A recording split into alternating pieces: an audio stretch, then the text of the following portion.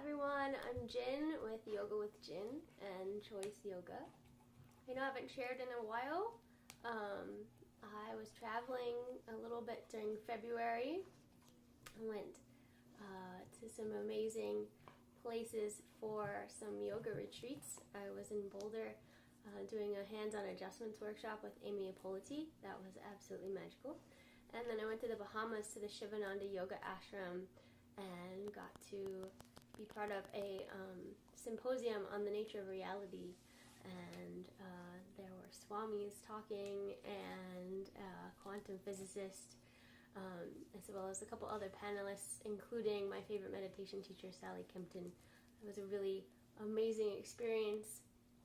But when I got home, I was thinking about a lot, and I just spent a few weeks being in my head and contemplating things and coming up with more material for my yoga classes and things like that. But I wasn't in, to be honest, I wasn't in the mood to share much. But it's all shifting and changing, and in fact, I have lots of exciting plans coming up here in the next few months, which I'll tell you about in the next few weeks. And so I think I'll probably end up oversharing here coming up. But for tonight, I wanted to share a little bit about what I'm going to teach in class this week. And tomorrow, March 28th, is the start of a 9-day Hindu festival honoring the goddess in 4 of her forms as the form Durga, Kali, Saraswati, and Lakshmi. And in yoga, we talk about Hindu mythology and we talk about goddesses. I certainly talk about them sometimes in my class. I am not super heavy with mythology, I don't think, although I do really, really like it. But for those of us in the Western world, that might sound like absolute craziness. You might be thinking, Jin, why are you honoring the goddess? And what are you talking about? Feminine energy and all this stuff.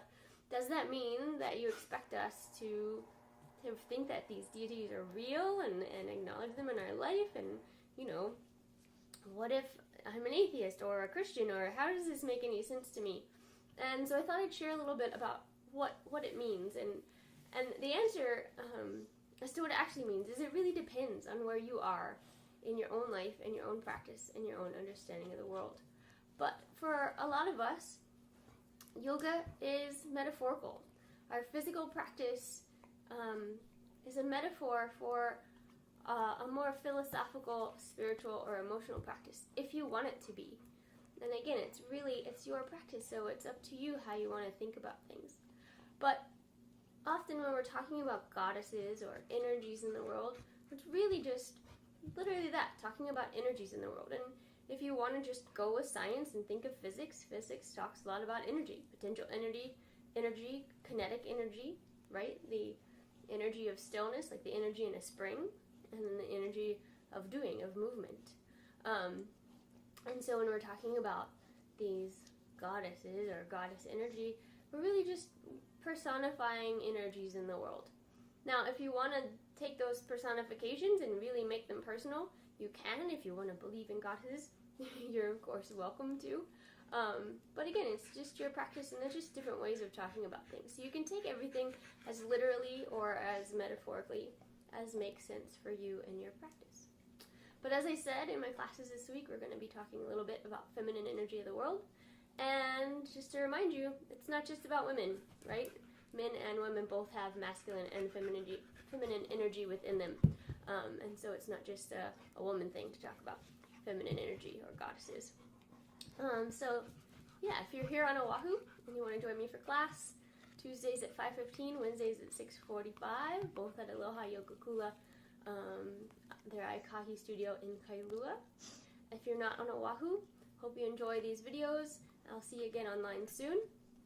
As always, if you're enjoying them, please subscribe to my YouTube channel, and you can always follow me at Yoga with Jin on Instagram, Facebook, and Twitter.